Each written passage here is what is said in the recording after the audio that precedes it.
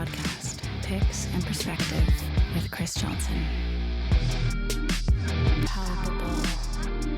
Miss the sun, and so now at least I'm getting what I remember I used to have. You told me a story about is it the property that you're at there that has the real badass avocado tree? I told you about that. That's funny. Yeah, because I think you gave me a couple of those avocados. Oh wow! Cool. And I ate them. They were amazing. Yeah, they're great. Yeah, they're huge. These things are like this. These trees are like 100 years old. I think that they're really, really old trees, but they're still making avocados. Man, so that's a California life right there. Yeah, that's exactly right. Having a 100-year-old avocado tree on the property, not the worst thing ever. Nope.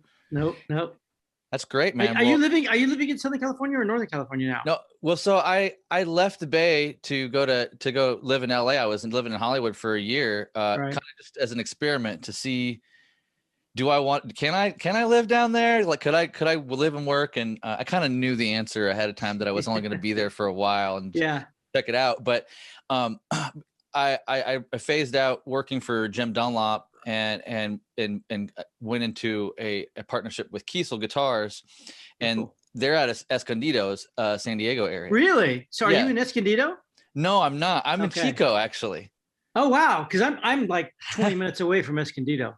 Oh man, well, I go there all the time. Love to show you some instruments sometime. Cool. Yeah, it'd be super fun. But Chico's beautiful though. What a great place to be in the summer too, huh?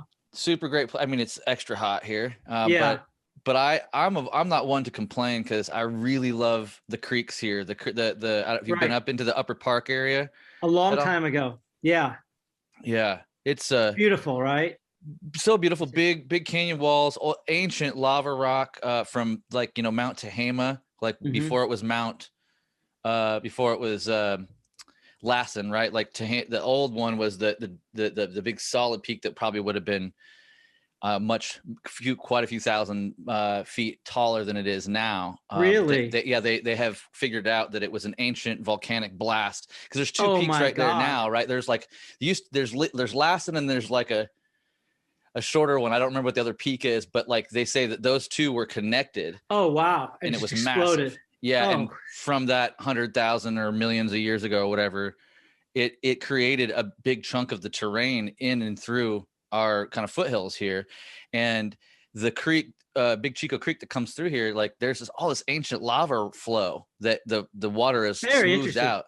Yeah, oh man, great swimming holes. It's probably very fertile around there, right? I think so. Yeah, we have quite a bit of agriculture here. So yeah. Interesting. So you, I see that there's dates on the calendar now for Faith No More. Is that you excited about that? Well, yeah. I mean, this is the second time they've been postponed. So I think they're going to happen now. It's kind of after a while, it's just kind of a Zen type of thing. Shows are coming, and I think this time we're probably going to crack it. I can just even tell, where I am going outside, I can see that things are kind of starting to stabilize, that pressure isn't around like it was. And, everything talking about with the vaccine, all of the reports and countries where it's getting enacted and if you're looking at all the data, it looks pretty positive. So it seems like it's probably going to happen. Yeah. Have you been vaccinated? Now I have. Yeah. Feeling good? I'm feeling good, but I got to get in shape because I've had a year off. That's where it's at, man. I know. That's why I'm not quite so excited. I'm just thinking about the training I got to do. No, it's all good. All good. Well, what kind of workout would you think were you going to be doing to get back in shape? It's endurance for me, really. It's like getting my heart rate up because with Faith No More, it's really physical. Yeah. I feel like doing a show is it's like boxing, and it's all about me being physical because the more physical I am, the less I have to overthink what I'm doing too, so I like to have that aspect to it, but it's always the first couple shows on a tour I had when I haven't played it. Well, I was like, why am I doing this again? Oh, it's just like this, the second show. The first show's okay because it's like a dream. Second one, you're you feel all those aches and pains, and then the third one, you're like, oh man, you get over it pretty quick. But you know what I mean? I do. It's that hump, But well, I have to say that I mean I really enjoy seeing you play on stage live too, and it's like I feel like everybody's very energetic in the band, but you and Mike kind of seem to hold it down. Like I don't know, there's something about your energy and the way that you kind of your stance on stage and how you express yourself with the dynamics of the music. So I kind of I get that because I know I've seen you a handful of times now, and I'm like, okay. I've tried to hold back a little bit and stand still. I can't do it. I can't. It's not the same. No. You're not playing that music that way. It just doesn't work.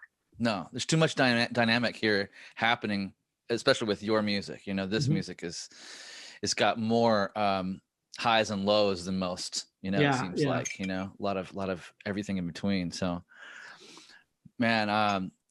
And speaking of which, I guess the whole band is healthy and cool and ready to go, or they're getting on their training path now too. Yeah, I mean, we still just kind of email each other. We've been emailing each other for a year. So wow, I haven't really. I saw Puffy about 3 months ago. We did that Quarantine Kings thing, right? We recorded that, so I met him in the studio, but I hadn't seen him in a long time.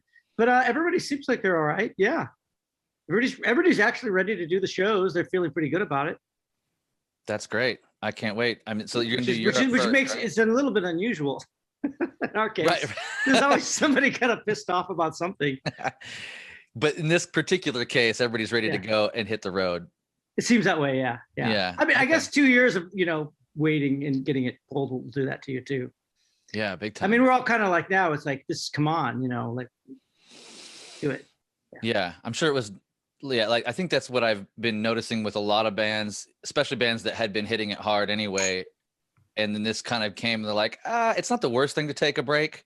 Right. To get off the road for a little while, but then it's like past 6 months, everybody's kind of like, nah, I'm done with this. I want to go back. This is a new phenomenon, I think, for pretty much everybody in the planet, right? Even 100 years ago, people went through this, but it is strange when you think about, you had a year where, you weren't, well, I mean, some people were active. I wasn't as active as I could have been because I was mostly working out of the house. So, coming out of a year of that, it's different. You start going to bed earlier, and then you start getting used to it, right? It's different, it's different. It's interesting. Yeah, it really has. Now I'm curious, because I have been relatively active considering I moved back up here in Chico in May because I spent the first couple months in LA with the pandemic and kind of was like, no, I'm good. No, that's not the place. Yeah, it's not where I'm gonna make my stand. I'm just gonna be fish food. I'm gonna be zombie bait. Like I don't have anything. I just the whole reason why I wouldn't want to live in LA long term. All of a sudden there's a freaking pandemic, I'm like, okay, I could hightail it out of here. I mean, granted, like most people are okay and it's mostly all right and all that. But I've literally had like end of the world dreams for years and almost all of them were in the Bay Area or in LA. Right. So, where did you grow up? Here in Chico. Okay. Yeah. So great. That's good. Yeah. Good, so it's familiar. I get to ride my bike. I mean, it's like so bike friendly and the whole deal, but what was interesting though is like I've for like 10 years since I had not been in an active band, like I'd been trying to record at home and trying to like put like what will I do like without a band, because that's all I know how to write music is right. Like I come in with a riff and I'm like, let's rock this until it becomes a song, and not having a sounding board is a really strange thing. I totally hear you on that. Everything about my writing too, there has to be somebody else to kind of like, for me to work with in some way or another to bounce things off of. And when you don't have that, you're in your own bubble. And you wonder if that's going to be like that forever. It's a strange thing. Yeah. Yeah. Oh my God. Because you do think like that. I mean, if it's like this now, and it's like this for a year, you don't know. You just don't know. Yeah. Yeah. I wonder, I was going to ask have you been able to stay creative? Have you had any like side projects or anything you've kind of played around with? You said you've been working, so I'm wondering if there's something else going on. Yeah, a lot. I mean, music is a strange thing. We finished during the pandemic. I finished this project called The Talking Book. It was a record that's very abstract, and it was a thing. We put out a record in 2011, and we did a little tour around 2013, and we were kind of like had this groove together where we were using found sounds, and we kind of made, it was kind of like a sound collage that we rearranged and made into music. And it's something I'd never done before, and so it was really cool for me because it's a totally different way of working. We actually did a tour where we actually started figuring out how to kind of jam with the stuff. We started feeling each other out, and then I got a flood in my studio. I got in a motorcycle wreck, and all these things just kind of derailed it. And we finished this record that we started in like 2015. We finished it in 2020. So during the pandemic, actually, we were kind of doing the finishing touches, and that was cool. But that was like a 5-year thing that finally came to an end. So I did feel some accomplishment on that. But it's weird, doing everything through the internet and stuff. That's not where I come from. I'm come from, going to gigs and going to clubs and just kind of like a little more tactile approach towards making music and a little more being around people, so it's been a little strange. Yeah, I can imagine. I mean, but you have your wife, right? Like you guys are together there, or what? Yeah. But she doesn't play an instrument. No, that's difficult. Like, hey, baby, what do you think about this? I'm not complaining. It's fine. And we actually it's been very pleasant in that regard. But when you talk about a creative outlet, Mm-hmm. my creative outlet actually, I don't know if you even know this, but I started getting involved in booze. Do you know about that? Mm-mm. You didn't know? No. Okay. I'm going to try to tell you a long story very quickly. Take your time. Well, back Faith No More, like when we were touring a lot, and that was around the Real Thing time, it was around 1989, 1990. That's when the Berlin Wall came down. And we were there in Berlin the night that the wall fell. And so we were really popular then. And so we got really early into a lot of Eastern European countries. We got into Poland really early, and Slovenia, and places that bands kind of hadn't come to a lot yet. And it really fascinated me because I kind of grew up in the Cold War, where I was always wondering what was on the other side of the wall. So It was a big adventure for me. Long story short, I kind of connected with like the Balkans, and there was a Balkan war going on. So that also fascinated me in the beginning because I don't know, we're very geographically removed from European conflicts, and historically we might have parents that went and fought in the war, but it wasn't the same as the people who were living in wars. And I think that as an American, it's kind of a foreign thing that I couldn't really experience. My family's Jewish from my father's side, but they're gone, so I didn't get any of that. Anyway, that was going on there. So there was an extra fascination of there's a war going on somewhere, and there's this part of the world that is like the culture is actually very different. And I kind of connected to it actually. And I've been going back with bands, touring with bands, just sleeping on people's floors, doing like the van tour, and just been very interested in the films and the music and the food of that area, and going, maybe once a year I'll go out to the Balkans and all over the Balkans. And there's this stuff that you drink called Rakija. Families make it out there. It's made from the fruit from the farm, and they've been doing it since like 11th century.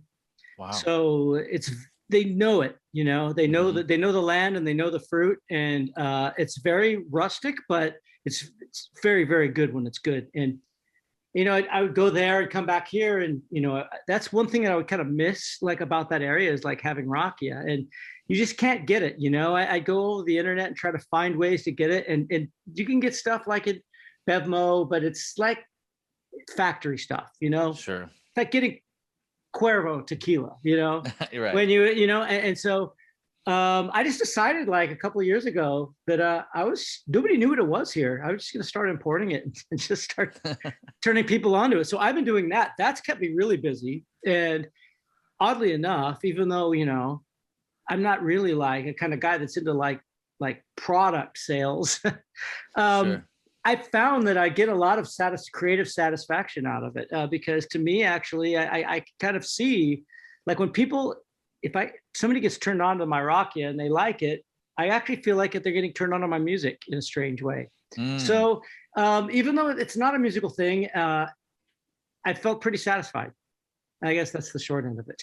So is it being made for you for your label, so to speak? Oh yeah, yeah. It's made in a farm in the middle of Serbia. It doesn't even have an address. Oh, it's in Serbia. Oh yeah, it's a seriously Okay. traditional family handmade rakia. And the deal is like this stuff. Whoop, okay, got unplugged here. This stuff is like if you make it in the family and you have a really good one. Hang on, so I'm gonna fix this thing. Okay. You have a good one, right? You save it for the weddings, you save it for the funerals, right? Because it's the family jewels, right? Mm-hmm. So, the stuff you get on the street and you get in stores, it's not that great. Because the people who make the good shit, they don't sell it. They just keep it, So my whole thing was I want to get one of these ones that you keep and you don't sell it. I want to actually try to sell it. I want to see if it's possible. So this family that I hooked up with, they're make amazing shit. And they were into the idea because it's kind of a strange concept, It's kind of doing something that you don't do and kind of doing it. And the thing that really made me want to do it was because there's so many people out here from the Balkans that are like it's amazing what it does to them. Like if I give them the stuff and they know what it is and they know that smell and they know that taste, it's like oxygen, It's a bit of home, right? Because absolutely home, absolutely transports them into a different place, probably. And it's like farm-based stuff. So it's like grandma cleans the house with it. When you're teething, she rubs it in your gums. Like it's that smell, and that's your life back home. It really is. So to me, I fucking digging it. Meeting cool people, crazy cool people. Crazier people than music people, which is great because I started to miss that a little bit. Music was getting a little too safe for me, Yeah, you've always been a bit of a dangerous guy in that respect, taking risks with your music and who you were working with and making music with. It was always interesting. Well, I don't know. I always thought rock and roll was like this crazy rebellious thing. Like I think about Elvis, when he was, touring the South in a van, I'm sure it was wild, Yeah. I can tell you when I grew playing, with punk rock, what I thought were normal shows were very chaotic, great events, and I feel like as the years go on and the business gets more matured and there's more things like insurance and things like city codes, I feel like a little bit of that. I miss a lot of that, Yeah. I miss that when we started playing bigger concerts, fair enough. There is liability. People can't get injured, and there's responsibility there. But for what I bonded with music, how I connected, chaos was always a big part of it. Yeah. That's like, I always wondered about, and I've heard that from a few other people, but for myself, I've only played a few slightly larger stages, but I always love the gigs where the crowd almost has to be on the stage. Like the smaller the gig, it's almost the more exciting. I remember we were on tour and we played a bar in Reno and we got there and like the stage was barely big enough for the drums, not even big enough, had to put cymbals offside. And when we got rocking, we just got people started moshing into us and knocking us into the drum set. We're trying to continue, keep playing. And it's one of the most memorable nights of my life because it can't beat this. This is you cannot beat it. You're living in the moment. When you're doing that, you are truly living in the moment. Yeah, absolutely. No, trying to protect yourself while also remember complex changes and the whole deal. And your adrenaline is going, you don't really feel pain. Like I know shows that we've taunted people and they throw things at us, but you don't really feel it when they hit you because you're just so there, Yeah. Yeah, I love that. So I miss that. I do miss that. We'll see what happens when this thing comes out. There was some show in LA under an underpass, I guess, that was spontaneous and 1,000 people showed up and police started shooting into the crowd.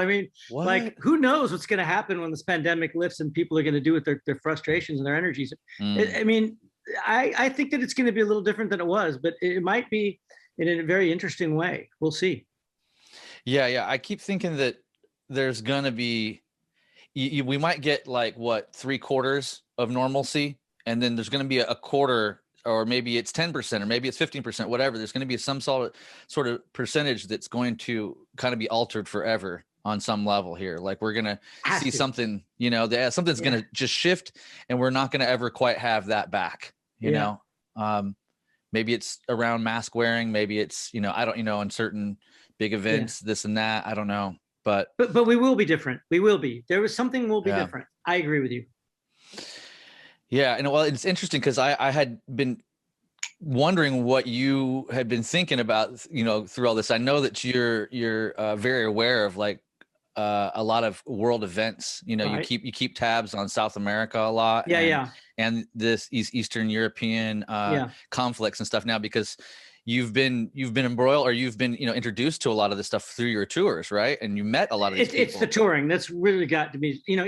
And I connected with a lot. I like people, you know. I talk to people a lot, and I have friends there, and I have smart friends that show me a lot of things that I didn't know, and I like to keep in touch with them. And so they hit me on to a lot of stuff that I wouldn't have known, you know, just by living here. It's great. Do you happen to have anybody in India? I do not. No, I do not. I'm curious about India. I've actually been hearing and reading a lot about India, and what I'm reading is that how badly things are didn't need to be that bad. But I've never actually even been there, so I can't. It's hard for me to really have a, you know, opinion I can talk about. I haven't either. It was on my, you know, big list. I really want to go there. There's some great, like on Netflix, there's some great series and movies, Indian movies, man. I'm getting into it. Really? Great stuff. Yeah.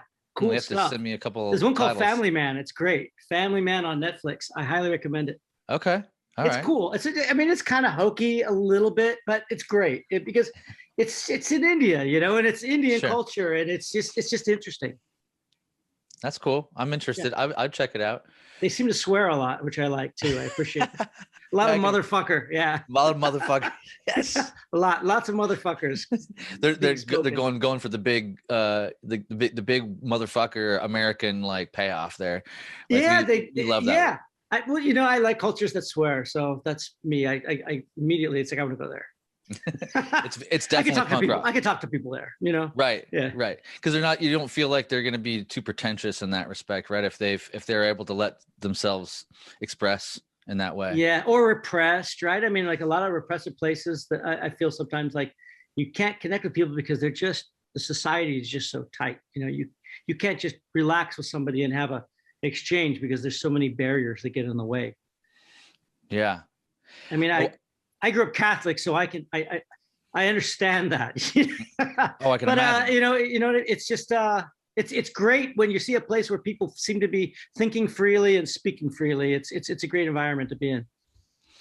And so how do you feel you know, in the general shift after the election? You feel like a sense of relief, or do you feel like kind of like we're going down a similar situation, different thing? I'm not optimistic. I would like to be. I feel better than I did last year, but I think we're going to see some changes. I think that we're not out of any woods of anything. I think as people, we need to do a little more personal work, sifting through information and understanding things and communicating, learning how to communicate better with people, because we're going to have some real challenges. That's what I think. Yeah. Well, I mean, I'll tell you, like, I don't want to get, I worry being a musician and bringing in, you know, getting conspiratorially minded. You can go as far as you want as far as I'm concerned. Good. Well, I mean, this is the thing. I really do think that the stuff that we've gone through here has been organized. Even if the figurehead looks very chaotic and disorganized, I think that there's a very strong organization that's getting this thing going. I mean, there's this thing we have, and you probably have it there, called Nextdoor. And Nextdoor is like when you know your neighbors, and, you know, I'm selling my couch, you know, anybody want to buy it? And what do you think about, we want to put a traffic light on the corner of 3rd and D Street, you know, what do you guys think? Well, I think that's a terrible idea. So Nextdoor, you know, I live next door. I live in this kind of small, quiet town where nothing ever really happens too much. And there was a thing about a stabbing in the market down the street from my house, and the story was there was a MAGA booth, and there was a guy working there, and somebody came up and stabbed him because he was promoting Donald Trump. And this was like during the election time, right? Which is kind of, you know, fucked up. And especially because that doesn't happen here. People just don't get stabbed here. So, of course, the whole, you know, community online rose up and started getting really, really upset and pissed off. And then somebody's like, I was there. I saw the blood. I saw the guy bleeding. And then it got all the way to like to the mayor of this town and like the sheriff. And he got on and said, this event never happened. You know, this is like, it's fake. Like there was no event. And everybody's all riled up. And then there's people like, we can't trust you because you're hiding information from people. And I thought about that. I watched that happen, and I knew it was bullshit. But I'm thinking about like Nextdoor is such a brilliant way of getting in every little safe community in America, and you're getting in through a neighbor, and you're in, and you can plant one seed, and you can watch this whole thing just destabilize and blow up. It's a complete. If it isn't a military thing, it should be, because it's brilliant, and it's exactly what happened here. And so I really think that there are some serious, there's some serious challenges that we really have to kind of like prepare ourselves for, and we have to consider the possibility. And I really think just from that example I'm saying right there, like these are things that if you just be controlled by these episodes, like it's going to go bad. It's going to go bad for everybody.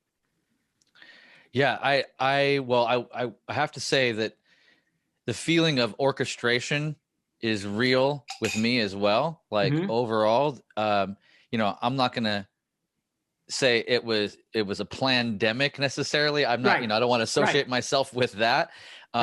But it's all too it's all too convenient for the companies that have stepped up, let's say, and, you know, to produce and help out. You know, they don't have good names, you know, they don't have good track records, but yet they're here helping and, you know, to the tune of billions of profit, you know. And so there's that interesting thing. And I feel like had we been able to respond quicker, but hey, like it's kind of convenient that we didn't respond too quick. Well, you know, there's a couple little things right there, right? You know, and I don't know. Go ahead. So I don't know how you feel on this, and it's okay however you feel about it. I believe that it was a real pandemic, and I think it actually did come from animals personally, and I'm pro-vaccine, so that's just my take. However, you know, we do have a history of like promoting democracy, right? Which is, you can look, I mean, it's all Freedom of Information Act now, and how we've destabilized a lot of countries in the interest of helping them. There is a certain kind of whiff of that, you know, with this approach towards the pandemic that feels like it echoes this previous kind of technique of you know, doing something for your own good, right? Helping you, you know, on our terms. I can't say there's a connection at all, but I can understand how somebody could feel that way. Yeah, I guess, you know, and I'm not anti-vaccine. I'm pro-choice around it, right? Like that's kind of where I land. It's like, I think it's obviously helping. So that's great. Right. So like I'm not anti it at all. Right. I don't feel like getting the shot right now. And I would like to wait a little bit. I don't have anywhere to go. So, you know, it's kind of like, I'm like, if I can wait a little while and get it when I need to go somewhere, or if you know, when it's necessary, I think that's my plan, you know, for the time being. But it's the kind of it's just like I said, it's all too convenient. And I don't know, you know, maybe it was an animal thing. Maybe it was released accidentally from Wuhan lab. I don't know. It doesn't seem like it was a on purpose thing, but it's like, I think that the way we handled it, there could have been on purpose stages in, you know, yes. How we respond. How much of it is incompetence and how much is deliberate, right? That's always the question, right? One thing I always thought, you know, as a musician, like when I was in a shitty band playing clubs, I always thought the guys who were really successful just knew more than I did. And when we got into bigger shows and dealing with bigger people, sometimes it was kind of strange to realize that they actually sometimes we're not any more competent than the club owners on the bottom level. It's Right. funny. I think it's hard to say, but I know what you're saying, because there's some things are just, it's so badly done, right? So badly done. Yeah. And like I again, I'm, I hate to be one to further any type of conspiracy theory of any kind, really, to be honest. But when you do have a certain amount of these theories or things kind of come true later on, you're like, well, I'm not going to like not listen to what's going on or what my intuition is around a thing. And I think that we should be free to question and be concerned about what are the other ways of seeing our situation, right? Yeah, absolutely. Instead of just taking the narrative and running with it, right? That's right. That's where we fall into trouble all around the world. And a lot of your friends, South America and Eastern Europe, I'm sure can attest to not taking the primary narrative for the one and only truth, right? It's exactly, well, it's one thing I also like about certain places, like, in Eastern Europe, for example, is you kind of see politics. There's not a lot of money out there to make things smell good. So you kind of see it's easier to see what's going on. People know things. Okay, this is actually, this is corruption right there. Boom. It's not even trying to hide it, but nobody really cares. So it's going to keep going, and we're resigned to that fact. And you can take that and you can parallel, and you can see the same thing happen here. It's just done in a much more elegant way. There's PR people, there's different ways to sell it where it just doesn't smell as badly.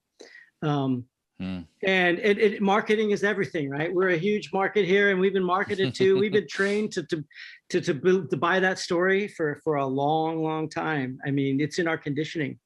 And then you're right. You do need to know everything. And this is the good thing, is that we can find information, we can ask questions, but it is a danger because there's the biggest tactic to destabilize an opponent is to really not to show them something that disagrees with their narrative, but to actually just have them knock their own narrative down. That's all you got to do.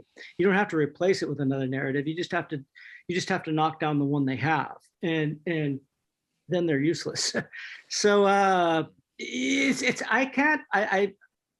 try to keep all these things in mind and try to keep a balance and smell it where I see it. I think there's a lot of moving parts, but I do understand what you're saying completely.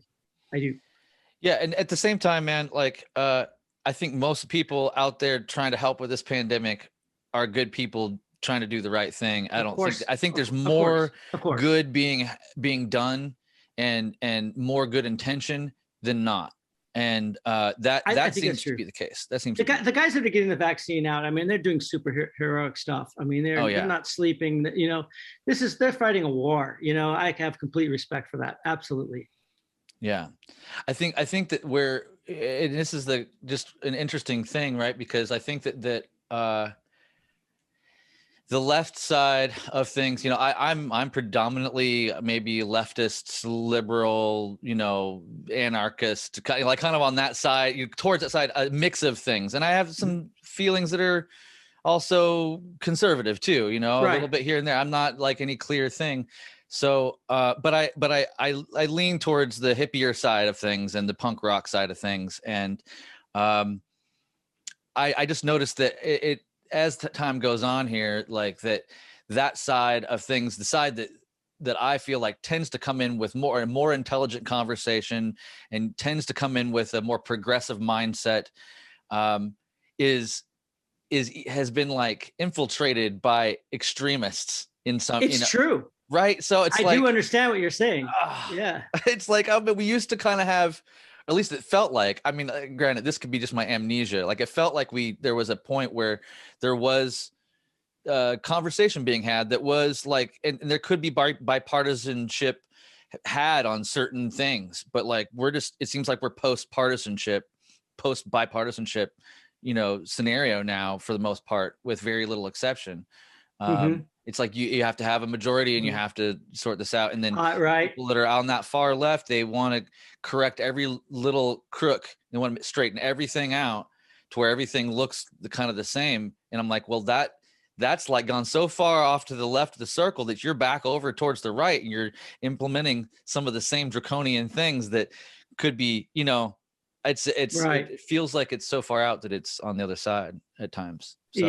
Yeah. Well, I mean, one extreme side, the only thing you can confront one extreme with is another extreme. So it sucks. It absolutely sucks. Is that true? Is that true? Is that the only thing? Who's going to protect you? I mean, the most solid, rigidly organized platform is going to be the one to take on that other one that's completely organized and solid, right? I guess so. I mean, you know, by force or by organization, or I don't know. I mean, you kind of want to, you know, if you're taking on a radical position and you're going in and you want to make big changes, it's the people in the middle, the moderate people, you kind of want to get rid of, isn't it? I mean, even if you have an equal opposition and they're just extreme as you are, you can discredit them really easily because they're insane and they're extreme.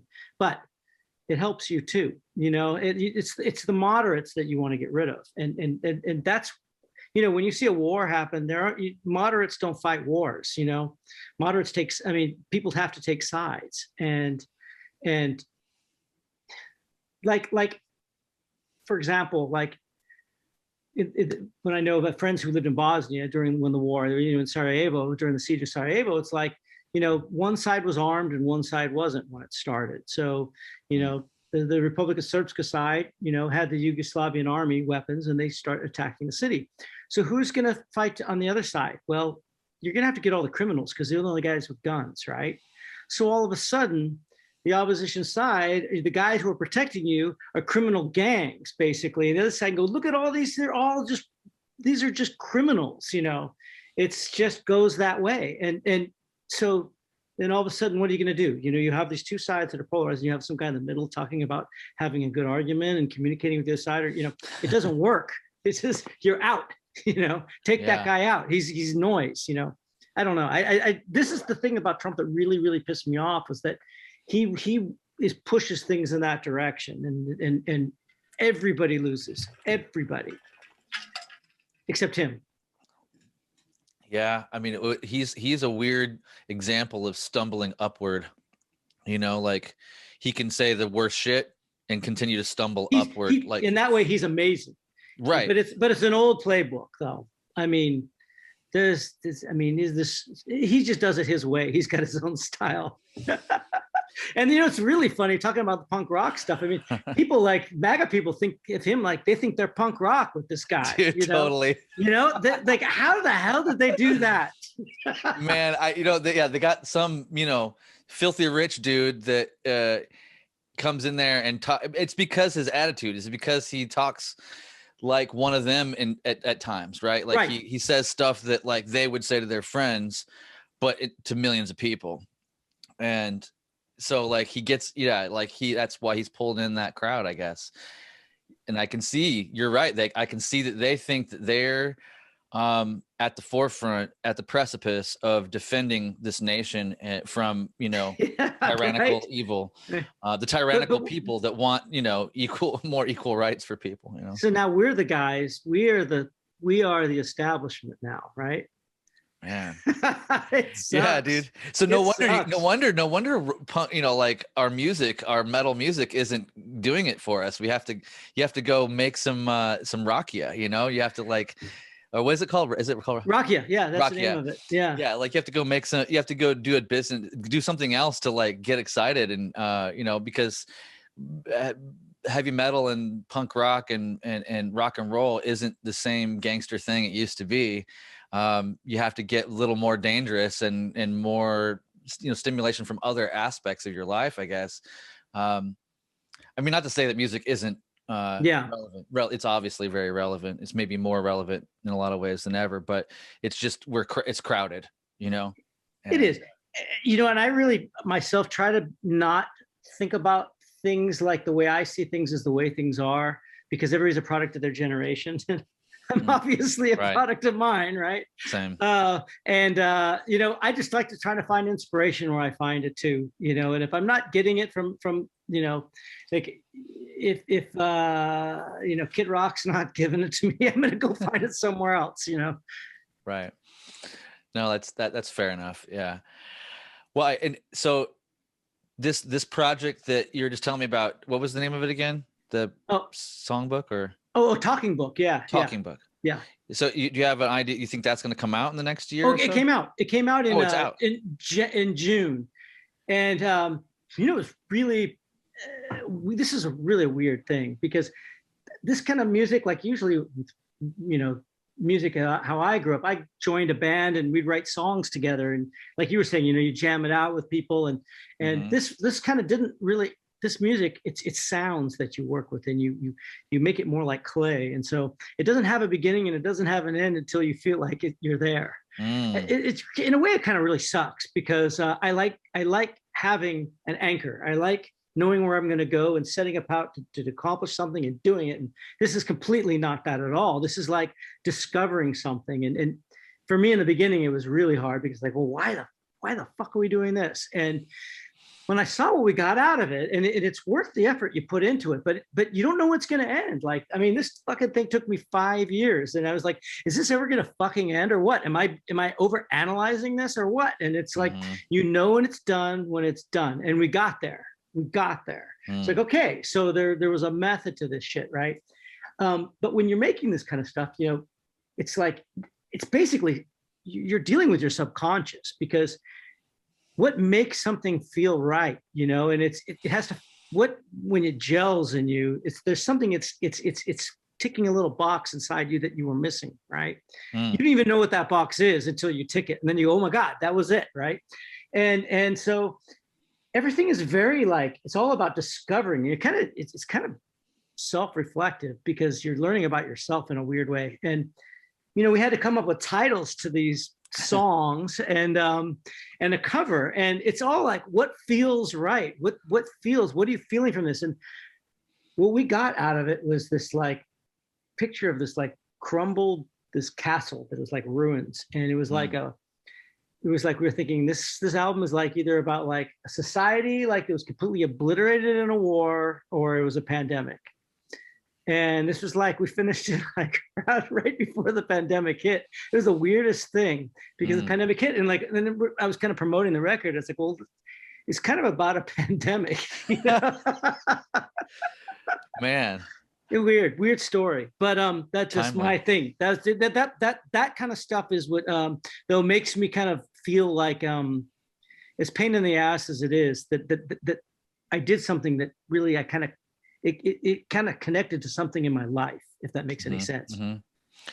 I have very many different threads to connect in what you were just talking about there, and because I have multiple little projects that I'm finally like working on that I'm gonna bring to fruition. I started a hip hop project, which I never really expected myself to do. It's a solo hip hop project. I put out one little EP earlier this year, and I'm just on the verge of finishing the third EP, which I haven't even released the second one. But because of this scenario, is similar in a way that like I just started writing a bunch of stuff, and I had a couple other friends in my hood here that are like old friends that have been doing hip hop for a long time. And when I moved back here, they're like, dude, you got to get in on this. And I'm like, I don't know, man. I don't know. I mean, maybe I'll help you guys make beats. How about that? And they're like, yeah, cool. Okay. So we'll come over, do a session. So we did a couple sessions, and they're like, okay, we're going to leave these spaces open for you to put vocals on. And I said, yeah, maybe, maybe. And cause I do like writing and I do enjoy it, but like, I just haven't, it was such a stretch for me to like put myself out front like that. I'm normally fine with trying to write some riffs and just be a part of the overall idea, pool. So, and help something come to kind of, help produce it a little bit or whatever.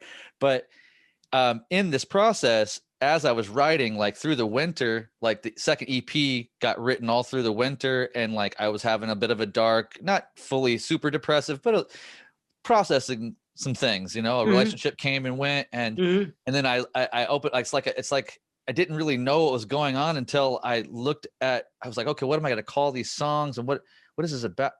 Oh wow, this is all reflective of the thing I was just going through.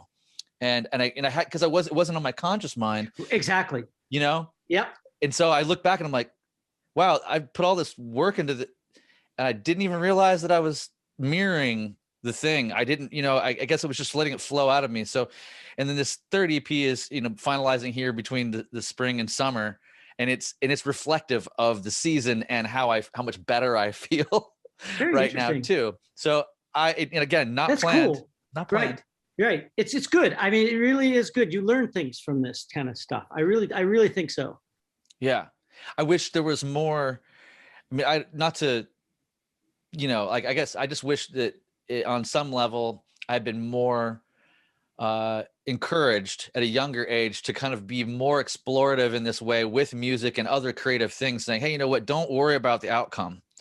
Just start putting little things together. You like these colors? Cool. Like just throw them on the canvas and keep going and see what happens. It's taken my whole life in a way, even though I've always had a little bit of that going on in the creative realm. Like I feel like it's starting to mature now in me, in my 40s. Yeah, but maybe you're just ready for it. Maybe this is also a growth process. Life is a growth process, and as a musician, you go through different stages of how you look at music, and this part of it, when you get into it, it takes you to a deeper place. It might even maybe less people, if they don't think of you doing these kind of things, maybe less people will hear it because they don't think of you as that person. But I think on a personal level, it takes you one more step back and looking at kind of why this thing matters. I just think I don't know. I'm not dead yet, but I feel like, while I'm alive, learning perspective and getting a better perspective on why I'm doing what I'm doing it's got to be a good thing. Yeah. Oh yeah. And I think about you guys. I think about Faith No More and about the diversity of tones and the way you guys have put together music for all these years.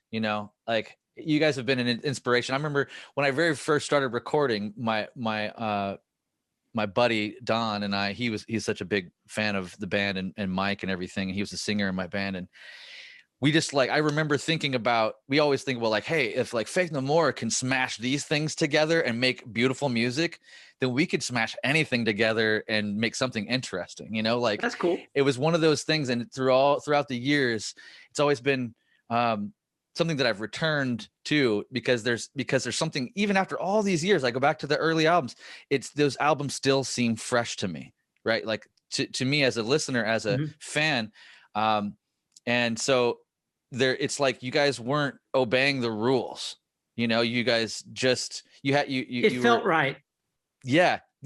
And that felt right thing. Okay. So going back to that, cause you pinned that into the conversation earlier, and that's a really esoteric kind of nebulous thing. I sit here for hours sometimes going through trying different things to see what's going to fit in a thing. And I'm like, I don't know. I don't even know if I even have what it takes to fill that space. Right. And then a month later, a week later, whatever, I come in and I just give it. I'm like, oh shit, wow. I do the same thing. Wow. Completely. Right. Well, I'm glad that's a similar experience, because completely. I could go 3 or 4 months and not have a fucking idea. really, but you come back to it regular. I hate everything that comes out of me. Oh, totally. But it's like you get that thing, and it's always I don't know. For me, it's always some stupid psychological block that I had that I just wasn't letting myself kind of just breathe. Most of the time. Yeah. I mean, I'm working on the chorus for this one song.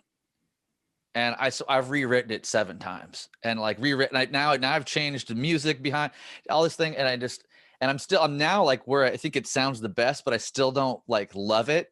I'm like, oh, I'm so much closer. I can definitely feel closer, but I don't know what it is what do I need to take out? What I need to put in? What is the thing that makes the stew taste just right? Because it's starting to smell better. But I still it's not quite savory enough, that's the kind of the feeling I get around it. But which, look, don't get me wrong. I am so happy to be in this position to be wrestling with this, because for so long I felt like I was making demos, and I got hard drives full of riffs, and half written things, and I'm like, I'll come back to that. I swear I'll come back to that. And then I never come back to that. And then the hard drive like conks out, and I'm like, I'm not going to have that shit retrieved, you know? And so like, I literally have like a 2 terabyte like drive that like conked out on me a couple of years ago. And I had like 6 different supposed like new projects from, you know, previous 5 years or something. And I didn't finish a goddamn one of them. And, but here I am, working with my buddies through the hip hop stuff, and all of a sudden now I have this like determination to finish these things. And that project has made me spark into wanting to do this guitar project. And I'm thankful. And maybe it's also partly that I have the time at home, working from home, and having the home studio set up in a nice flow, you know, like everything is where I need it. I push one button, everything turns on, and I can start recording within minutes and not be like thinking about, I got to set everything up. You know? I'm not doing that. So yeah. It's funny. I spent so much time since probably the early 90s collecting gear, collecting microphones, collecting compressors, mic preamps, all so I could get to a point where I could have my own studio, you know, and I could record my own stuff. And then I got to a point like about 2 years ago where I had all the stuff I needed, and then it was too much stuff. It was like, I felt like an engineer. I didn't feel like a musician anymore. And now I'm trying to scale backwards and go down the other direction. You know, it's like, finding this medium that makes you productive. What is that thing, you know?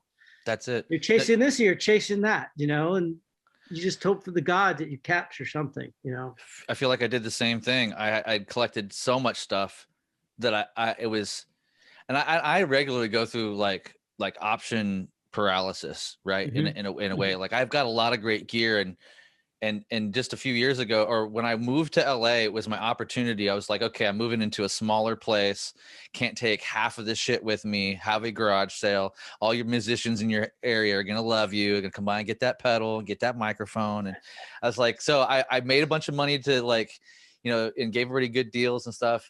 Got down there, and you know, I felt really good though. I had only a couple MIDI keyboards, a nice guitar processor, you know, just a couple of mics. This is the right stuff. And that's where I'm at, you know. I feel like I'm kind of close to that Goldilocks zone. I still have too many guitars, which is not the worst thing to have, but when it comes to being creative, like I can't speak to having less is more, almost more often than not, because if you only have 1 or 2 guitars, well, then the answer is already there. You're going to use one of those guitars. Get on with it. Get on with it. Yeah. Make a decision. Start. That's playing, right. That's right. So, but if you got all these things and all these opportunities, you'll spend all your time looking for something on Netflix. And man, by the time you're going to be tired and ready to go to bed before you even choose something to watch, you know, like that's kind of the vibe. I don't know if you ever started like writing. Did you ever do this when you were a kid where you'd have the 2 cassette recorders and there's like the ghetto multi-track? You record with it. You'd be playing on a speaker and you'd be playing with it to bounce it back and forth between 2 cassette machines. Oh no, I never was able to do that. I've read a lot of people. I did that, and I read now a lot of people that do like recording stuff. They started out doing things like that, and I swear it's very hard to duplicate the pleasure and the fun it is when you're doing this kind of, when you got nothing to work with. You're just trying to make anything sound like music, and when you get something out of it, just how much fun it is. It's so hard to do that, you know, when that's your guide. I started out with one of these guys. Like this is, I just bought another one of these because that's great. I have, just because I can't not have one. Like, so tell me, are they cheap now? Strangely, no. I mean, like this was $300 off. That's not cheap. That's what not cheap, really? Bro. Where do you find cassettes, man? That's a good question. I found a payload of them in a box in the storage thing that I had kept. About half of them are all recorded on, and I got all these old. I mean, I got some of these, you know, just like being stoned and like taking mushrooms and trying to. I'm going to be like the people that took drugs, and I'm going to make great music. And then you like play it back, and you're like, that is horrible. But that is funny. It's funny for me and my friends, but it's not good for anybody else. But yeah, and I have a handful of tapes, and I think you can buy, you know, it's kind of like new old stock. Not too many people are making tapes, but there are a handful of people out there. I can't name names, but you can press tapes still. You know, like if you want to get Really? cassette tape, if you want Faith No More cassette tapes, Cool. Oh yeah, that's true. Actually, you're right. There are people that make them. Yeah. Yeah. It's like more rare than vinyl though. Now it's like it's one of the or an 8-track. Somebody will make you an 8-track too. But who the fuck has an actual 8-track tape recorder that's working? You know, I don't know. But how do you like working with that multi-track? Is it fun? It is. It's fun. It's nostalgic. It's just like everything's the pots are scratchy and like that's cool. Yeah, no, there's great.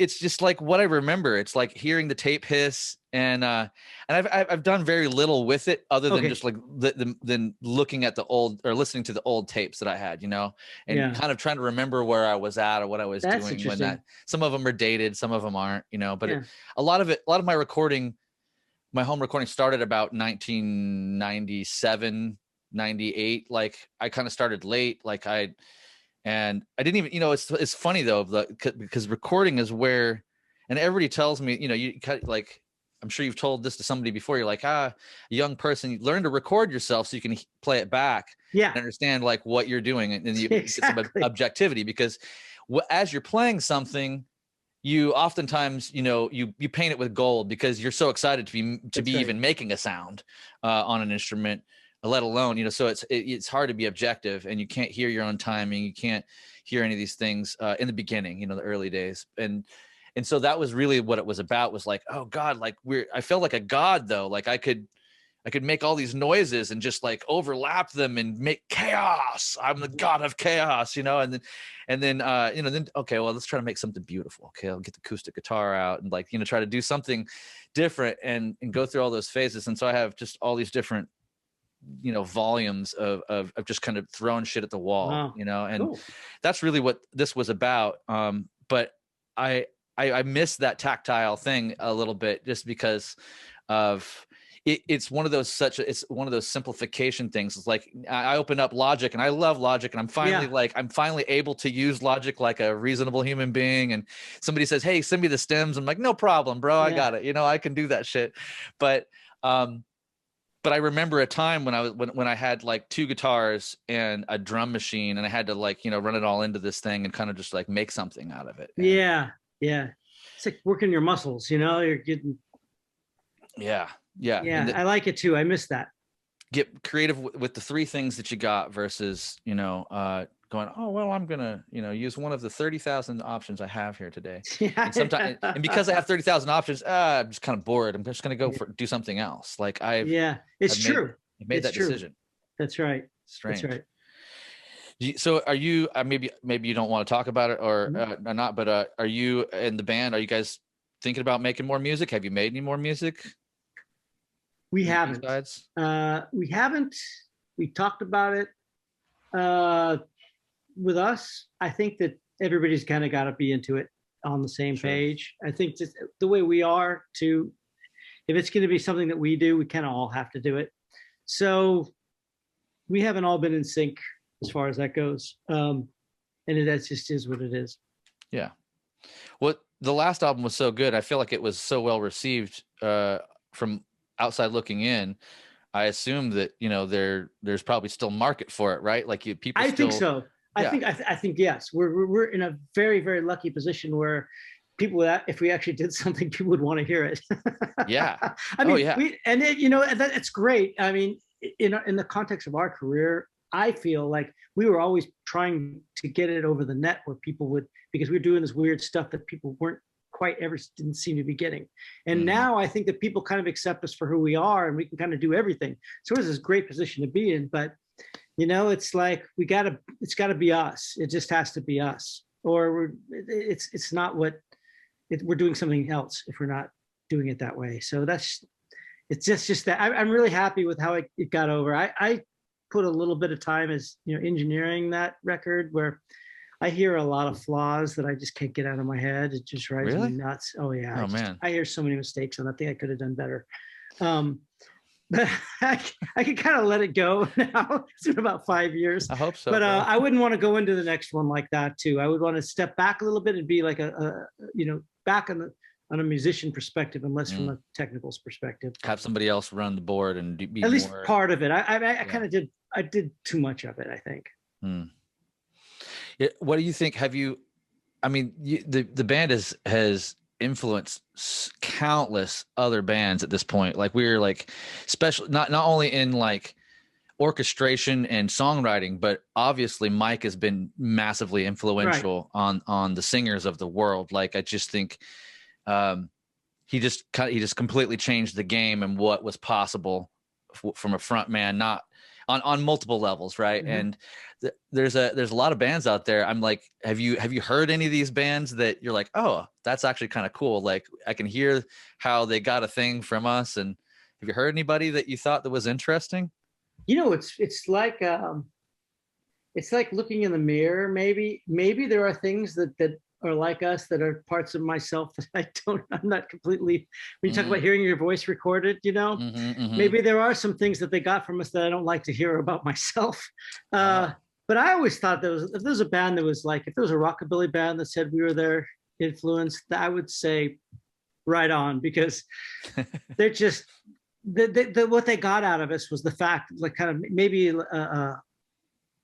try to have a fearless approach towards what you do and not copying the sounds and the technique.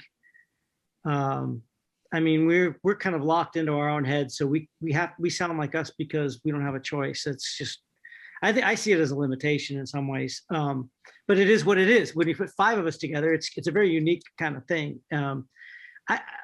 I don't really encourage people to try to do what we do in that way. I don't think that's such a great thing. I feel bad if somebody is doing what they think sounds like us on how we would do it, because I think that's the wrong part of it. I think that we really have all been kind of aware of our own limitations, and I think that we have kind of like tried to dig in and find the thing that worked for us, and it came out as a unique thing when we put it all together. That's the only real formula. I don't know if I explained that very well, but that's okay. No, I think it's interesting for me being a big fan, and then throughout the years hearing a ton of bands and going, oh, at the very first listen, I'm like, oh, that's interesting. It kind of sounds like Faith No More. So I'll sit and I'll listen, and I'm like, cool. Shit, now I'm bored. I need to turn it off and listen to Faith No More, right? And so, and like it would get me excited, and I was like, oh, but they're not going to deliver the goods. They're not the guys, right? So I would go back to who invented the sound, but there is one band that has caught my interest, and I continue to go back to them, and that's this band from Australia, 12 Foot Ninja. I don't know if you're familiar with. No.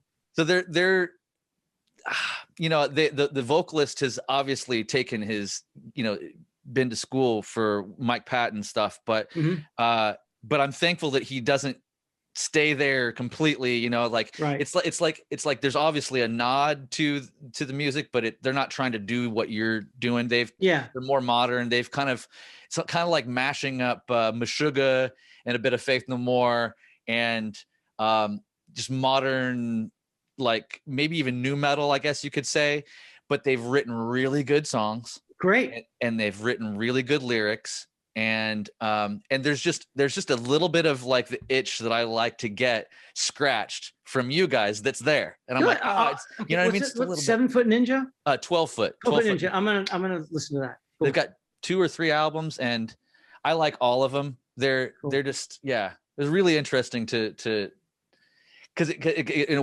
way it's like, for like, if the younger version of me, if post, you know, album of the year, if you asked me like, what do you want Faith No More to come out with, you know, I'd be like, oh man, it'd be cool if they put out a really heavy album, you know, like, and like just kind of slayed me. And then there's, you know, all these years later, 10 plus years later, there's this band that kind of has done you know, a thing. Cool. Excellent.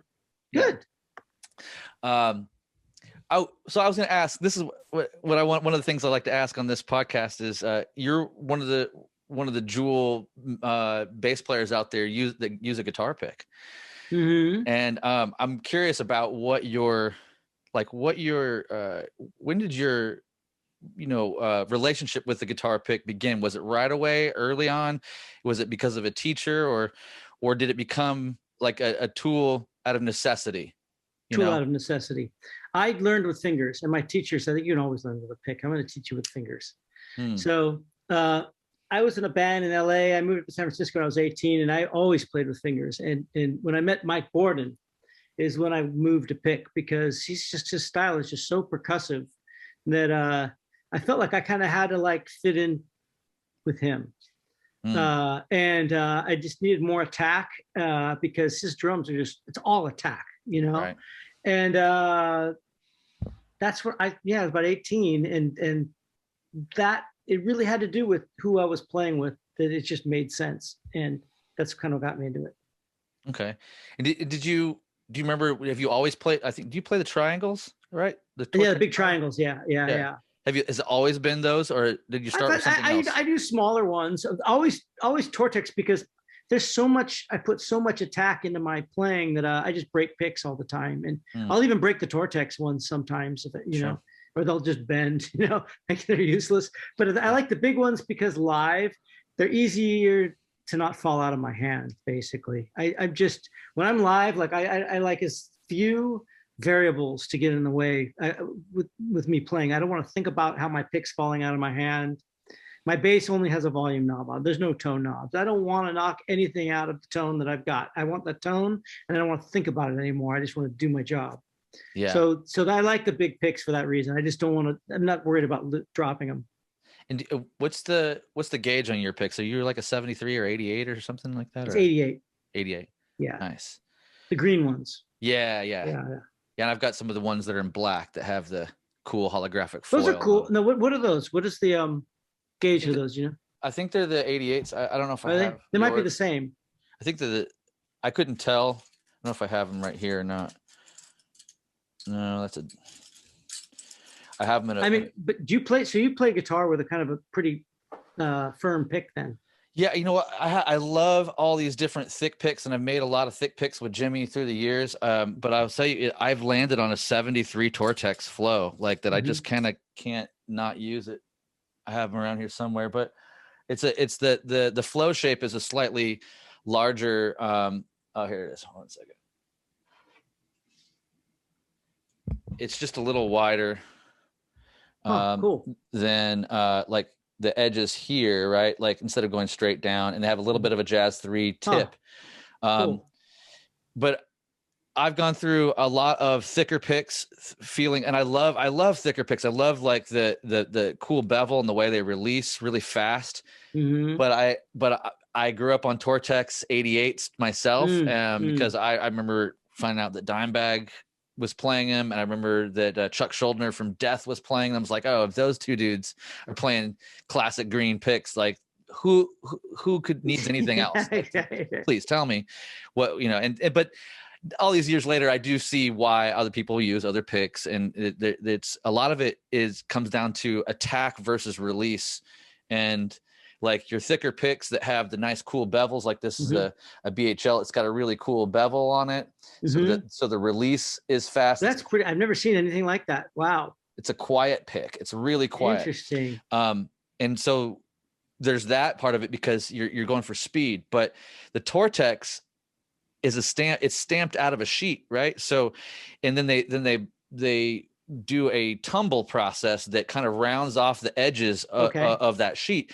But it's still basically a square piece of plastic that's going against the strings. So it's actually got that on the, there's a little bit of, there's more drag with Tortex. And so you're getting a rasp out of that. Interesting. So technically it slows the potential speed down a little bit, but in some ways, tone out of it. Yeah, you get more tone, you get more rasp. There's a different thing. But you know, those are the two different main schools of pick, right? Is that you got the fast and quiet, and you got the kind of squared off something that has drag. Like, and there are companies that have made, like, again, I think they're over somewhere else, but that make like Gravity picks is one of them, that make these picks that are really angled and beveled for speed, but then they make the edges raspy. So they're making a fast but raspy pick. You know, trying to blend the two worlds, I guess. That's cool. But all these years, man, I come back to the 73 because there's a flex in it. I like a little bit of give, and especially in a quicker. I don't want to be too loose, but right. Ultimately, I prefer that. You know, it's technology's moved on. I stuck with my 88s probably since 1987. Wow. I think I just stayed there. Nothing wrong with that, I had man. no idea about pick technology or how it's gone. I mean, you just told me two things I had no idea even existed. Well, hey, man, it ain't broke, so there's nothing to fix. There's nothing to fix. Like, that's the good news about that, right? And Tortex is like the biggest name in picks for a reason, because they just knocked it out of the park, and the recipe, it's predictable, right? Like, you have something that's predictable, and it stays in the hand, and the whole deal, right? Like, everything else is kind of interesting. I mean, the Jazz 3, there is a cult of Jazz 3 that is a real thing, right? Some people really get into the smaller picks, and they feel like it helps them hone in on their accuracy and their economy of motion. I could totally see that. These type of things. Yeah. And I was a Jazz 3 for a while too. But then, I don't know, just come back around. So that's cool to know that about your situation, that it's like it came out of a necessity to keep up with Puffy, like, kind of match his vibe. Yeah, that's it. And, I mean, that was the guy, so I played with him for, it's been over 30 years. It's just kind of now part of what I am, really. And you guys were doing stuff before Faith No More, right? Well, it was the same band with a couple different members. So I started playing with him when I was 18, when I first moved to San Francisco. So I see it kind of like a continuum. Yeah. All one kind of clean. Yeah.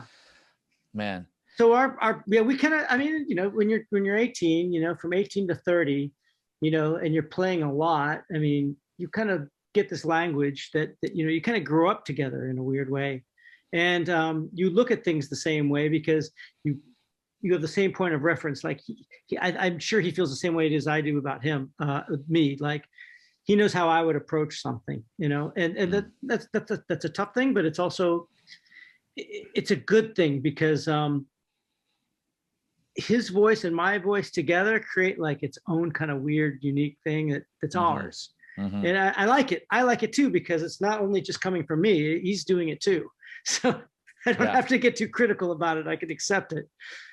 Yeah, that's super cool that you guys coming together share a very distinct signature sound. And but I think anybody who plays with somebody enough will have that. Sure. Everybody's unique, has their own fingerprints, right? And I think how you negotiate to fit in with somebody that you play with, because there are compromises that you make.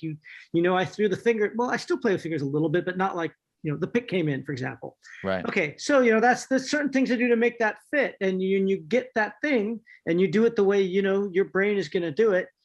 With another guy with his brain, in time, you just create your language. I just think that's just what happens. Yeah, you meld. Yeah, you just do. Yeah, that's everybody does that.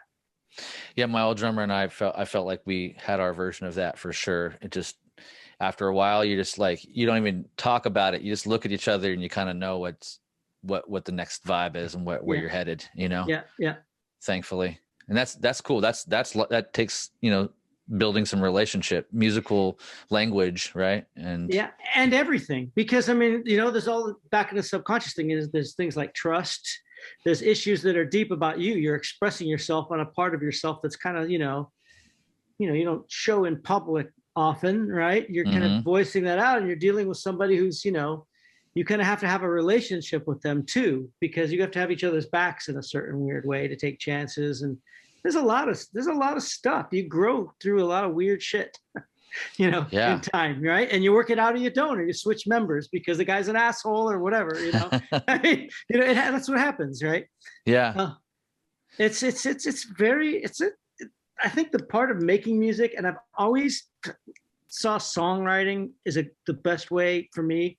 It's what I learned the most about making music is writing songs with other people, because they always teach you something because they think differently than you. And it's always a puzzle on how you can find yourself in that thing that they're doing with you. And that to me was always the pleasure of making music, was writing. Amen, man. I couldn't say it better. I feel that so good. I'm really impressed when people can do stuff on their own without anybody else. Because I'm like, how do you have the wherewithal to know that what you're doing is good? I mean, I'm impressed with that, because I need to check in with somebody and be like, does this suck or is this right? Awesome? I can't. Right. Tell me if some of it's cool. you know? Yeah. And like, if you just tell me that one part, okay, that's cool, but okay, cool, great. If that's the barrier to entry, all right. You know, I know that I'm in the ballpark, and we're starting to cook towards the same, you know, type of goal here. But, and that's been really fun too, because like with hip hop, because I'm not, and with the hip hop stuff, I'm really not making the music. I'm picking beats out from other producers, right? And then I'll add some guitar and some other little sound effects and stuff like that, and then just my voice. So because I feel like just me writing and adding my voice is such a monumental effort, I'm like, I don't want to be responsible for the music also, you know, like I'll pick it out and I'll, you know, it like, and develop a relationship with the producer, and all that. So there's that. And then, you know, like just whenever when it comes to guitar stuff, like I just miss that part of being in the room with a bass player and a drummer and saying, and just hearing something that they're doing. And all of a sudden now I have an idea, you know, and I do a little something and they go, wait, play that thing again. Yeah. Play it. I hear a total fun. group on that. And I'm like, yeah. Oh, I did that.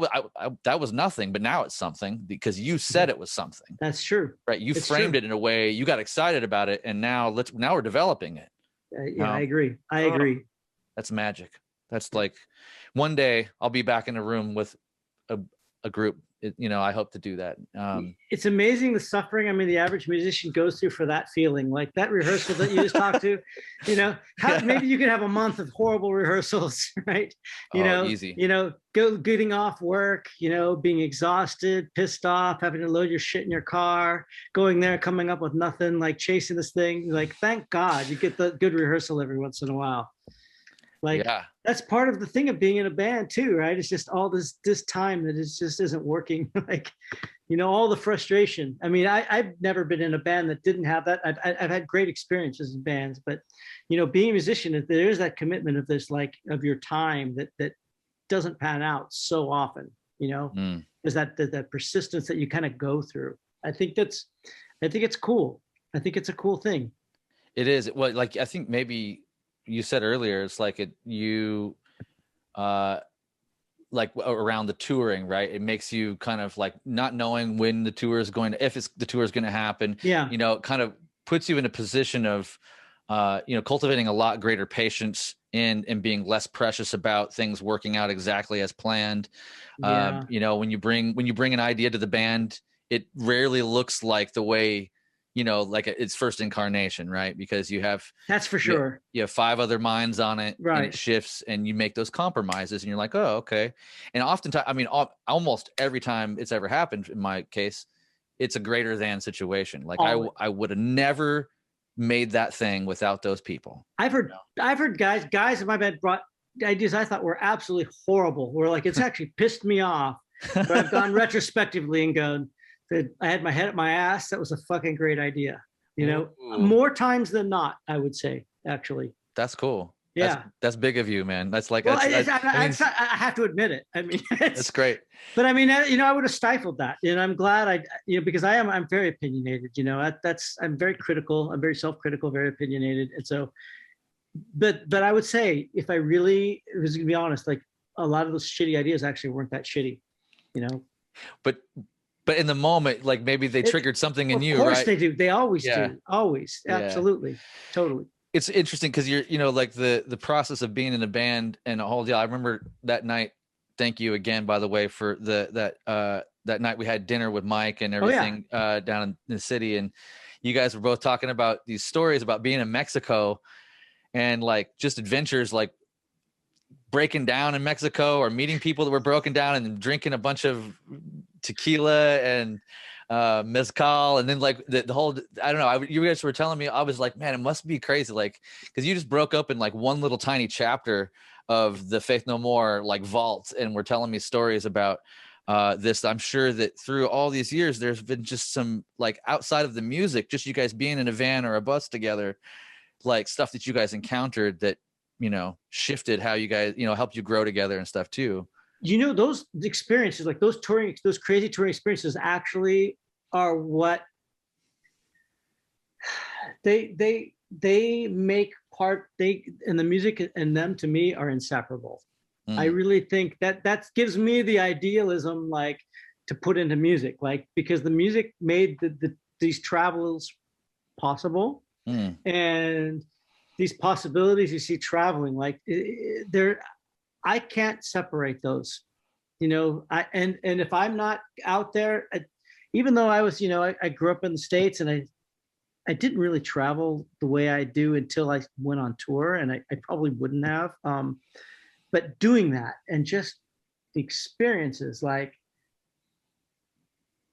the music is partially responsible for that, and it gives it actually more power in a weird way. And it also makes you like not want to fuck around with it, you know. It makes you want to respect it, because there's so many things connected with this weird little thing that came out of you, you know, in a room, in a shitty beer smelling, spray painted walled room. You know, there's so many things that come from that thing, you know. Yeah, it's interesting. It's interesting. And being able to, like, I don't know if it's stimulation or it's just information, but what you get out of that is just, it's very, very satisfying. It's fantastic. I didn't even think about it when you told the story about Mexico. I know what you're talking about now. Yeah, I'd actually forgotten about it since that night we talked about it, but I know what you're talking about. It's funny, and it makes, yeah, it's like that's great, but that is, he wouldn't have had that, and we wouldn't be talking about it if it wasn't for this music that we do together. And it's a great thing. Right. Man, well, and it's also cool to know that you're doing this booze thing, because that was like the last time we really hung out was that night, I think. When I was thinking about it this morning, I'm like, has it really been that long since like I hung out with Bill? Like, I guess it has been, you know. I mean, like we kind of loosely kept in contact through Facebook and whatnot too. But, you know, I'm always trying to keep up and follow what's going on. But that was back in EMG, and I mean, like the whole time I might have seen you. I must have seen you at a show, or you got me into a show while I was at Dunlop or something too. I think so I must have saw you there. But just for those stories, and to be talking about mezcal, and he's like, oh, we got to get a drink of mezcal here. And so like we ordered another drink, and then what we need to do is go over to Bill's house. He's got Selection Suprema, like, and he's got all the tequilas. And so we're like, oh shit. I'm like, okay, Patton, let's go to Bill's house and drink tequila. So, and that was just like the coolest, I mean, still to this day, coolest thing. And I have gotten Selection Suprema a few times just based off of that night. And it, like, I love getting it every once in a while, going, oh yeah, that's that one. But you remember that smell, right? Oh yeah, dude, it's very distinct. Everything. That's that. But that's what Rakija is to me. Exactly that. Okay. Like being in somebody's house, like in a village, you know, waking up in the morning with coffee in the ground, and he's like pouring this Rakija. It's like that smell and that taste. Like that's Serbia to me, you know. And that's what I want to bring back here. You know, yes, you're just describing it right there. And it's, cool. You know, there's something about it that it's like it's the senses. Okay. This is kind of what we were talking about too. One thing I'm seeing as I'm getting older is it's really like what music does. I mean, music's great. It's you know, obviously, you know, kids get hooked on it, and it's a lifetime thing, like we are. But it's really like you know, pleasure, really. You know, like spirits. Like right now that I'm in the spirit world, it's kind of like the music world. This weird parallel universe where, you know, maybe a lot of people aren't musicians, but they're the same kind of things happening. There's like the influencers, there's, you know, there's people who have really good taste, people who like a Motorhead fan, for example, right? There's a certain kind of, a guy who's a real Motorhead fan, that connects to him on a very, very deep level, right? And there's people like that I've seen that are spirits, like fans. It's not like they're drunks. It's that there's something about this alchemy that just gets them, you know, because and it's deeper than just that it tastes good. It's that they've somehow managed to connect where it came from to what they're feeling, to this how it relates to them in their world, and it's very much like a musical experience.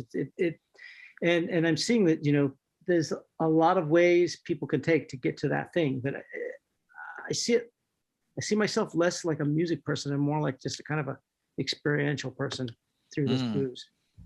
You know, it's interesting to hear you speak about it that way. It just reminded me of watching this talk with this guy named Jamie Wheel. It's great author. It's got a book out called Recapture the Rapture. rethinking God, sex, and drugs or something like that. I forget what the subtitle is exactly, but it's just like all over the map. He's got a very interesting wide view of kind of 2021 pandemic and all this stuff. But one of the little things that I was just listening to the audiobook about halfway through it, and he's talking about how when they surveyed a 10,000 people or whatever, they found that one of the primary, like, sex and orgasm obviously is one of the highest like things that you would want to experience often, right? You come back to, like, right. But the one thing that is higher than that is greater than that, is the experience of bravery, the experience of like, really, yeah, of like kind of putting yourself out there and like feeling like, and I equate that. I was just starting to equate that just now, that like, oh wait, maybe that's part of the hook with music, is like there's a certain bravery to it. Interesting. That because you're exposing your vulnerable side, right? Like, and like that's kind of the hook. At least I know that to be true in this moment anyway. That's a very interesting idea. I've never thought about that, but he might be onto something there. That's a happening now thing. I hadn't thought about it until you were talking about it in this way. And just the overall pleasure principle of music and what it is that you're going for, and because it's not all pleasure, right? There's a lot of work involved. Like, you have to become studious somehow with an instrument or a technique, and there's all kinds of blood, sweat, and tears that comes with that. And then once you've got some technique and some ability, then it's like, what do I play? How do I, option That's paralysis true. Potential again. Right. Which direction do I go in? Is there anybody that will even soundboard with me? Right.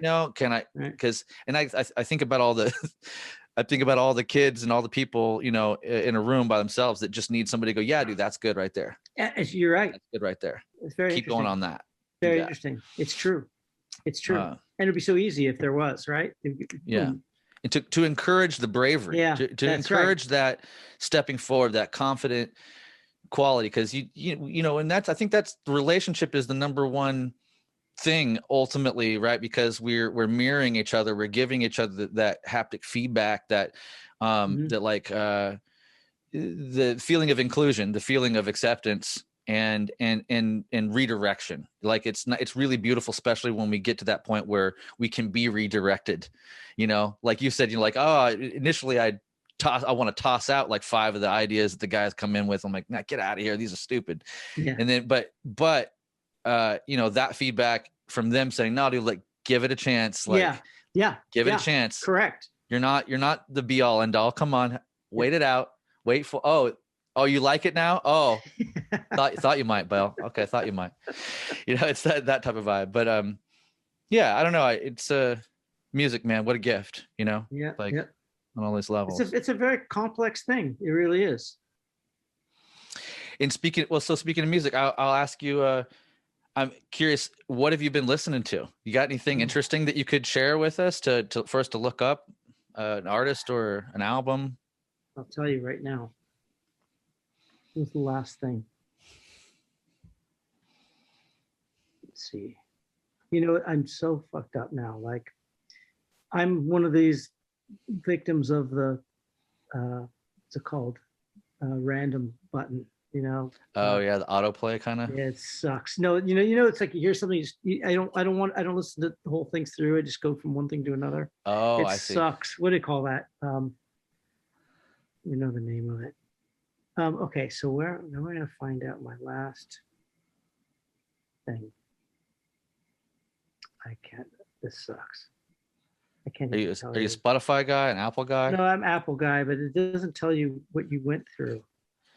Yeah, that's a downfall for even. I think Spotify has now included a thing where you can kind of easily go back and see your history. And that's kind of sucks too, because of course that means they're stealing it and they're going to use it against you, but.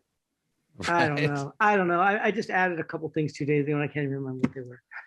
I don't know. I'm an id now when it comes to that. If I hear it, boom, I like it, and that's it. I just consume it and I don't even think about it. Yeah, you don't think about the name or I don't like reading like music press too much. I don't like I just don't like it. It gives me anxiety. I don't like things translated to me. I just like to hear things. And you know, you probably have the same thing. Like sometimes you don't want to know too much because when you've been doing it long enough, you don't want to, you just don't want to know too much. You want to just be able to accept something sometimes for what it is. And like, I hear mistakes, I hear things that I could have done better. And I don't want to be too analytical about it. So I really try to like, if somebody turns me on to something, I'm in a room, I'm hearing it, and it's part of my environment, I'm pretty open to it. But if it's something that I have to hear, somebody's just, what do you think about this? It's really dangerous for me. I'm really trying to resist looking at things like that. I feel like I know too much, and I don't, and it's actually affecting my ability to enjoy something. I can identify with that for sure, and I'm on the other side of it more recently, in the part of where I'm showing people my music, right? That I have, and that's been interesting. Like I've found the pull to want to explain myself too much before, like I'm doing this because, you know, and it's like, oh man, I can hear the other part of me is going, Chrys, just shut up, just let them enjoy it or not, and that's okay. Like you don't have to give them the backstory. If they want to know the backstory, they're gonna ask or they're gonna find out, you know. And it's like that's the old school way. Like I think I definitely grew up with that too, because I didn't know a lot. I mean, other than a couple of guitar magazines, right, that I would read, you'd get some backstories. I didn't really read Hit Paraders or any of those like real music media sites, or magazines. It was more about like, oh, I just picked it out because the album art looked dope at Tower Records, and I mean the song titles. Oh, that looks cool. Oh man, you know, it was produced by. Oh, I know that producer. Oh, interesting. He worked with these. Okay. Yeah, you know? I hear you. And that was it. I think that's how I grew up too. And it just now, maybe it's just this so many of these cliches, like is such and such the most dangerous band in rock, you know? You just see that. It's just like, I'm not even going to listen to it. It's like, fuck, I actually blame the band, even though the writer's the one that wrote it, you know? Sure, yeah. I really, really try to just stay away from that shit. I really do. I don't know if anybody be more dangerous than what Dillinger Escape Plan was anyway. I mean, I'm sure somebody is more dangerous, but in my view, in my thing, that whenever that comes up, I'm like, I've just been to enough Dillinger Escape Plan shows to know that I stay the fuck away from the front row. I just don't want to be stepped on, you know? But I love that band. Speaking of another band, I like those guys too. Yeah, I like the guys in the band. Guys. They're cool. They're cool. Liam's probably my favorite because I'm just closest with him. But and they're definitely an offshoot of what, I mean, they wouldn't be here without you guys. So that's cool. That's a band I'd say I don't hear it, but I'm grateful for it. They're also they're kind of guys where I feel like I can, when I met them, I felt like I knew them. Like, and the Meshuggah guys are the same. If I didn't know their music, I would never in a million years think that those guys would be doing what they're doing. But that makes perfect sense. Actually, it actually makes perfect sense.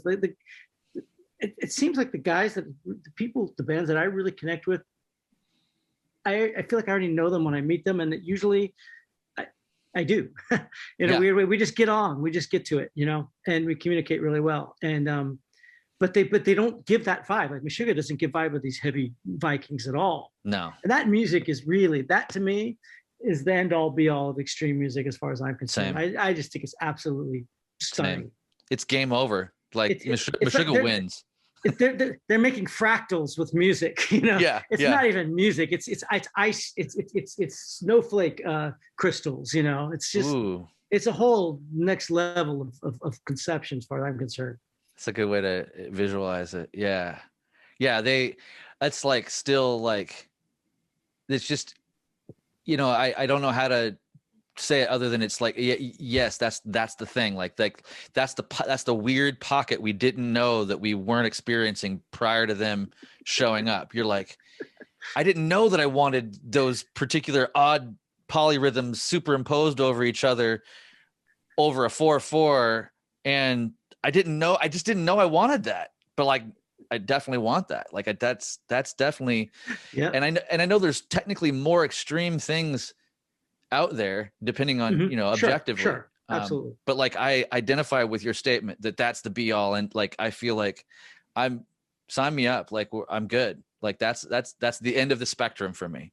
I mean, there can be other things. I'll be open to it, except for, I just know who I am, and that's it. Meshuggah's the thing.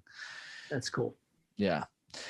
Well, man, I thank you so much for spending time with me and catching up and sharing stories, man. Hey, it's good to connect anyway. It's been such a long time, So do you ever make it to the Bay Area? Yeah. I'm gonna be head down there actually in a couple of weeks, probably 3 or 4 weeks. Bonnie Raitt's firing back up, and oh, cool. As a matter of fact, I just got a call. Hutch is a good friend of mine, and he I was able to make a spec out a guitar for Bonnie. I don't know if she's going to use it, but like she's really kind and accepting a guitar that I spec'd out, which like, hey, that's cool. You're the coolest person, like one of the coolest people on the planet. And she's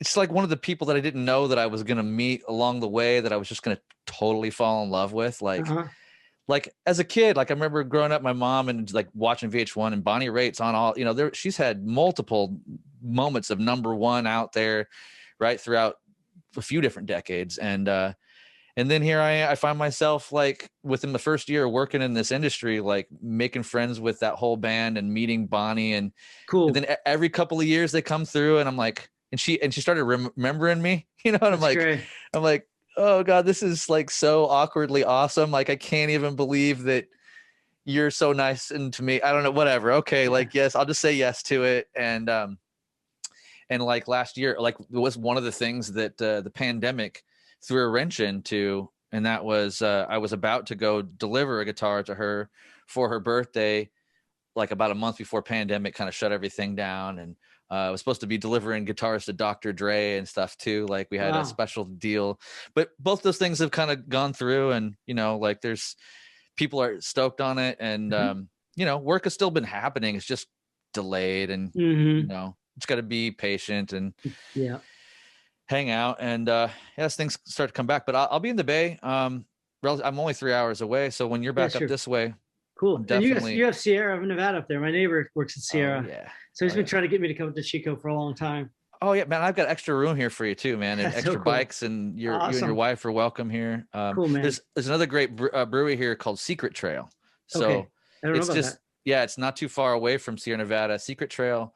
They make a really great. Everything is great, but they got a couple of great kettle sours and great nitro stout and wonderful middle of the road IPA that I really dig called Green Gate. But yeah, anyway, cool. Chico's great, and I'm definitely down to make a trip down to the Bay when you're up. And all right, I'm up there next week, and we'll be there for a while. But yeah, we'll just stay in touch. Sounds good, man. All right, man. Hope you have a great day. Thank you for your time, man. Take care, Chris. All right, take care, Bill. Bye-bye. Players Pick Podcast, Picks and Perspective with Chrys Johnson.